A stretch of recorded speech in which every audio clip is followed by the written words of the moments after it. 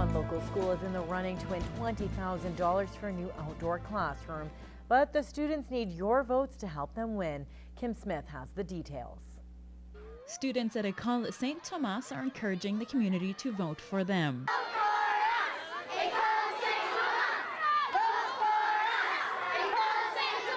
Online voting in the Majesta Trees of Knowledge National Competition opened today. Ecole St. Tomas has been chosen as one of the finalists. The grand prize is $20,000 for a new outdoor classroom. We're trying to win for an outdoor learning spaces so we can grow plants and we can learn more things outside. It would be awesome to have an outdoor learning space because we can just see the sunshine, we can learn about nature, we can hear the birds sing. Because it would be really fun and we would have a chance to learn more and have an opportunity to have a bigger school. It'd be fun to learn about nature and just have class in nature. Ecole St. Tomas is competing for votes against 10 other schools from across the country, including one from Edmonton and one from Lloydminster, Saskatchewan. Last year, a school from Swift Current won the grand prize. You go online and you go to www.majesta.com and you put all your information in and you can vote. Now you can vote once per day until the end of April.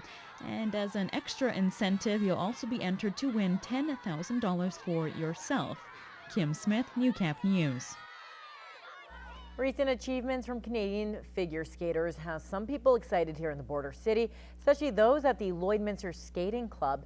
And it seems the sport is growing here in Lloydminster.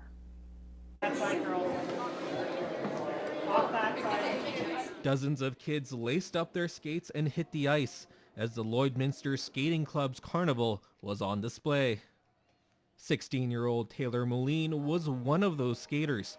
She's been part of the club for the last 7 years and has nothing but praise for the sport. I just love the free expression that you can have through it. It's so many different elements that you can do and it's so fun to do. She's seen an increase in competitors in the region, with skaters coming from Marwayne, Bonnyville, and Cold Lake. The competition's really heavy, especially in Edmonton if you go, or there's one in Rocky this year. Competition's really good this year.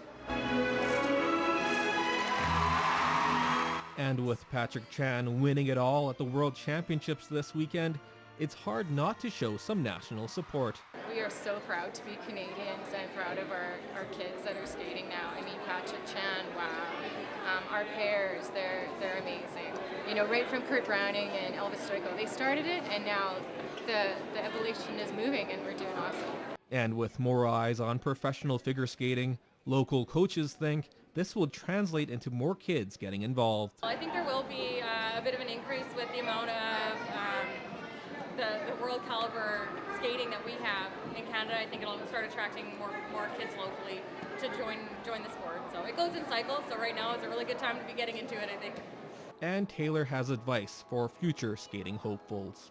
I would just say that try it. I don't know, I wasn't really too into trying it, and then I tried it and I just love it. And it's so fun and you meet so many new people and everyone's so nice. With the recent Canadian successes on the world stage, local coaches tell us that the popularity of figure skating is at an all-time high in the border city, which makes you wonder, what if the next Patrick Chan or Caitlin Osmond live just next door? Reporting from the Civic Center, Bart Pediasic, Newcap News. In this installment of Retrospect this week from the archives, Brian Hardy takes us back to the opening of the new Lloydminster Library and to a time when surfing the internet came complete with a cup of coffee.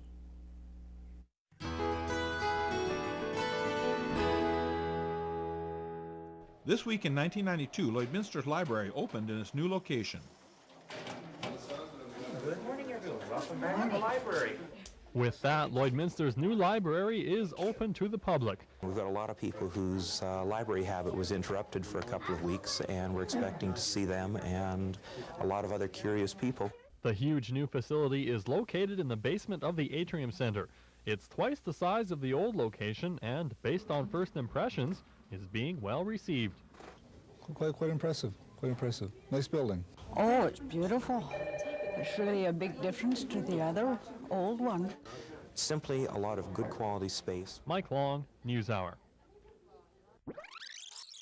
It's March 1997, and people are flocking to the local coffee shops to try out their hand at the latest craze. Cappuccino Voltaire and Java Adventures are two local cafes that are moving with the times. A new trend is sweeping through the border city. Not only can you enjoy a cup of gourmet coffee, but you can search the internet while you're doing it. Because there's so many people going on the internet, it's just another way of doing a socializing and, having a entertainment and good time. It's very popular. I think on Saturday we're taking bookings in advance and drop-ins as well, as long as the computer is available. It meets the need for people who can't afford a $4,500 computer at home. They don't need to. The trend appears to be catching. If the internet continues to be successful, you may find more than just coffee and sandwiches at your local coffee shops. Josephine Guzzo, NewsHour. Join us next time when we revisit the story of the bar colonists. I'm Brian Hardy for Retrospect.